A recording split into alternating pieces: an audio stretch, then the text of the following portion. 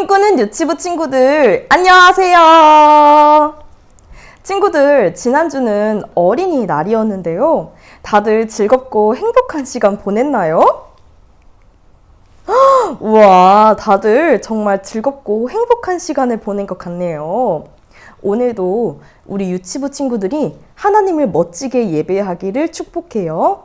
먼저 사도신경으로 우리의 신앙을 고백합시다. 전도사님을 따라서 바로바로 고백해요. 나는 전능하신 아버지 하나님, 천지의 창조주를 믿습니다. 나는 그의 유일하신 아들, 우리 주 예수 그리스도를 믿습니다. 그는 성령으로 잉태되어 동정녀 마리아에게서 나시고 본디오 빌라도에게 고난을 받아 십자가에 못 박혀 죽으시고 장사된 지 사흘 만에 죽은 자 가운데서 다시 살아나셨으며 하늘에 오르시어 전능하신 아버지 하나님 우편에 앉아 계시다가 거기로부터 살아있는 자와 죽은 자를 심판하러 오십니다. 나는 성령을 믿으며 거룩한 공교회와 성도의 교제와 죄를 용서받는 것과 몸의 부활과 영생을 믿습니다. 아멘. 우리의 온 몸과 또 온 마음으로 하나님을 기쁘게 찬양해요. 하나님을 찬양할 준비가 되었나요? 다 함께 일어서 할렐루야!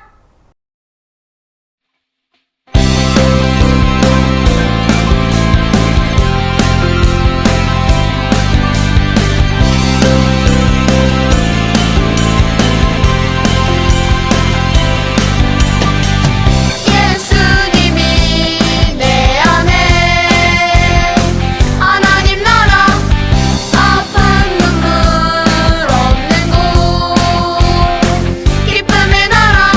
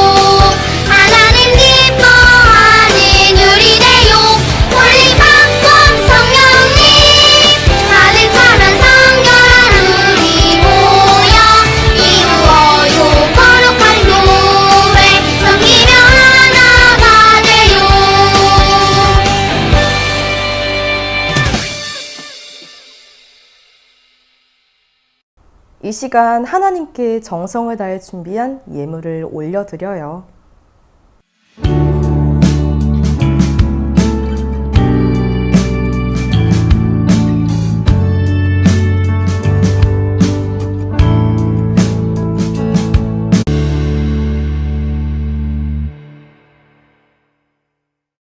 전도사님을 따라서 큰 목소리로 기도해요. 하나님, 우리를 사랑해 주시니 감사합니다. 하나님의 큰 사랑을 기억하며 하나님을 사랑하고 친구를 사랑하며 살겠어요. 하나님의 사랑을 전하는 삶을 살겠어요. 예수님의 이름으로 기도합니다. 아멘. 오늘 전도사님이 여러분에게 전해줄 말씀은 바로 누가복음 15장 22절, 23절 말씀이에요. 말씀 준비. 성경을 읽어요. 아버지는 종들에게 이르되 제일 좋은 옷을 내어다가 입히고 손에 가락지를 끼우고 발에 신을 신기라. 그리고 살진 송아지를 끌어다가 잡으라. 우리가 먹고 즐기자. 누가복음 15장 22, 23절 말씀. 아멘. 꿈꾸는 유치부 친구들, 예수님은 죄인들을 부르시고 또 약자와 함께 하셨어요. 이런 예수님의 모습을 보고 바리새인과 서기관들이 수근수근 됐어요. 저 사람은 죄인과 함께하며 죄인과 음식을 같이 먹는데, 바리새인과 서기관들은 예수님이 옳지 못하다고 생각하면서 예수님을 이해하지 못했어요. 그때 예수님께서 수근거리는 바리새인과 서기관들을 향해서 여러 가지 비유를 말씀하셨어요. 예수님께서 말씀하신 여러 가지의 비유 중 하나를 지금부터 전도사님이 이야기해 주도록 할게요. 잘 들어보아요. 한 아버지에겐 두 아들이 있었어요. 아버지는 두 아들을 매우 사랑했어요. 그러던 어느 날 둘째 아들이 아버지에게 말했어요. 아버지께 많은 재산이 있는 줄 압니다. 아버지께서 돌아가시면 아버지의 재산 중 일부는 저의 것일 텐데 혹시 그 재산을 지금 받을 수 있을까요? 둘째 아들은 아버지에게 큰 불효를 저지른 거예요. 왜냐하면 아버지가 아직 살아계시고 또 건강하심에도 불구하고 자신의 욕심 때문에 살아계신 아버지를 무시하고 있기 때문이죠. 그러나 아들을 사랑한 아버지는 아들의 말대로 자신이 죽은 뒤에 아들이 상속받게 될 돈을 미리 주었어요. 아버지의 재산을 받은 둘째 아들은 며칠 후 먼 나라로 쌩 하고 떠났어요. 둘째 아들은 아무도 신경 쓰지 않고 자기 마음대로 흥청망청 돈을 쓰며 즐길 생각에 흥에 겨웠어요. 집과 떨어진 먼 곳에서 둘째 아들은 아버지가 준 돈으로 먹기도 하고 또 놀기도 하고 기분이 느끼는 대로 즐기다가 아버지가 준 재산을 다 써버리고 말았어요. 둘째 아들이 돈을 다 썼을 때 마침 둘째 아들이 머물던 나라에 큰 흉년이 들었어요. 어느 곳에 가도 먹을 것을 구하지 못하고 또 일자리를 구하지 못해서 둘째 아들은 비로소 가난해졌어요. 먹을 것을 구하지 못해 살지 못하게 되자 둘째 아들은 아버지가 그제서야 생각이 났어요.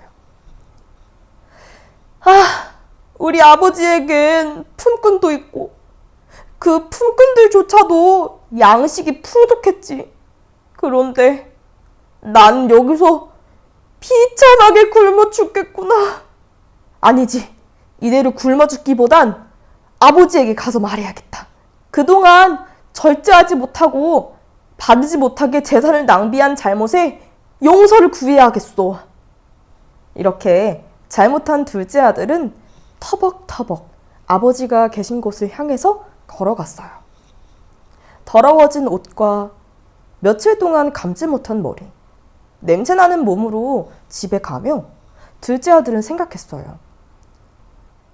이제 나는 아버지의 아들이라 불리지 못하겠구나. 그저 아버지 밑에서 일을 하며 아버지의 아들이 아닌 많은 일꾼 중 하나로 불리게 되겠지? 그렇게 얼마나 지났을까요? 저 멀리서 아버지는 아들의 모습을 보고는 둘째 아들에게로 달려갔어요. 아버지는 자신의 신발이 벗겨지는지도 모른 채 뛰어갔어요. 그리고는 아들을 불쌍히 여기며 얼싸안고 입을 맞추었어요. 아들은 자신이 잘못했다며 이제는 아들이 아니라고 말했지만 아버지는 둘째 아들에게 집에서 제일 좋은 옷을 입혀주었어요. 또 손에 반지도 끼워주고 발에는 신발을 신겨주었어요. 그리고 살찐 송아지를 잡아서 크게 잔치를 열고 기뻐했어요. 이렇게 아빠는 잘못한 아들을 용서하고 사랑해 주었어요. 여기까지가 전도사님이 여러분에게 전해주는 말씀이에요. 물론 예수님은 그 뒤에 더 많은 비유들을 얘기하셨지만 여기까지의 부분만을 놓고 예수님은 과연 바리새인들과 또 서기관들에게 어떤 말씀을 하고 싶으셨던 걸까요? 또 우리 친구들은 오늘 말씀을 통해서 무엇을 배워야 할까요? 둘째 아들이 비록 아버지의 마음을 아프게 하고 또 자기 마음대로 방탕하게 살았지만 돌아온 둘째 아들에게 아버지는 남이라고 모른 척하며 또 내쫓지 않으셨어요. 오히려 둘째 아들에게 입을 맞추고 또 둘째 아들에게 필요한 것을 제공했어요. 둘째 아들이 자신의 아들임을 계속해서 인정해 주었죠. 즉, 방탕하게 살다가 돌아온 둘째 아들이 죄인과 같은데 그럼에도 아버지는 둘째 아들을 사랑했던 것처럼 하나님 아버지도 죄인들을 부르시고 또 죄인들을 사랑하신다는 거예요. 그래서 예수님께서는 바리새인과 서기관들에게 죄인과 함께 있는 예수님을 옳지 못하다고 수군거릴 이유가 없다는 것을 말씀해 주고자 하신 거예요. 우리 꿈꾸는 유치부 친구들도 마찬가지예요. 먼저 교회에는 나오고 있지만 또 예배를 드리고는 있지만 하나님을 제대로 알지 못하고 자신의 욕심만을 고집하는 친구들이 있을 수 있어요. 우리가 하나님 아버지 앞에 돌아가 죄를 고백하고 용서를 구하면 하나님 아버지께서는 우리를 자녀로 받아주세요. 하나님 아버지의 사랑을 믿으며 하나님께 돌아가기를 원해요. 혹은 바리새인과 서기관들과 같이 자신만 옳고 바르다는 생각으로 살아가는 친구들이 있을 수도 있어요. 그래서 자신의 기준에 옳지 못하면 하나님의 뜻이 아님에도 자신의 생각대로만 행할 수 있어요. 그렇다면 우리가 기준을 삼고 따라야 할 분이 오직 하나님 아버지 한 분이심을 기억해야 해요. 하나님께서 잘못한 사람도 돌아와 용서를 구하면 자신의 자녀로 인정하셨기에 우리도 하나님의 말씀대로 하나님 아버지께 돌아온 사람들을 동등한 자녀로 인정해야 해요. 우리 꿈꾸는 유치부 친구들이 모두 하나님의 사랑에 감사하며 또 하나님의 뜻을 따라 살아가기를 축복해요. 전도사님이 기도하겠습니다. 무릎은 꿇고 두 손은 모으고 두 눈은 감고 하나님 아버지께서는 저희를 사랑하십니다. 그러나 그냥 사랑하지 않으시고 끝까지 사랑하시는 줄 믿습니다. 죄에 빠진 우리를 불쌍히 여기시고 아버지께 돌아온 자들에게 자녀라고 말씀하십니다. 저희가 하나님 아버지의 사랑을 더욱 알아 그에 마땅한 삶을 살아가도록 성령님 도와주세요. 하나님 아버지의 사랑에 감사를 드리며 예수님의 이름으로 기도합니다. 아멘. 전도사님이 알려드려요. 자, 5월의 새길 말씀은 바로 요한복음 15장 9절 말씀이에요. 전도사님을 따라서 큰 목소리로 읽어보아요. 아버지께서 나를 사랑하신 것 같이 나도 너희를 사랑하였으니 나의 사랑 안에 거하라. 요한복음 15장 9절 말씀 아멘. 그럼 우리 꿈꾸는 유치부 친구들 또 건강하고 행복하게 하나님의 사랑을 더욱 알아가는 친구들이 되기를 바라며 우리 다음 주에도 이 시간에 만나요. 안녕.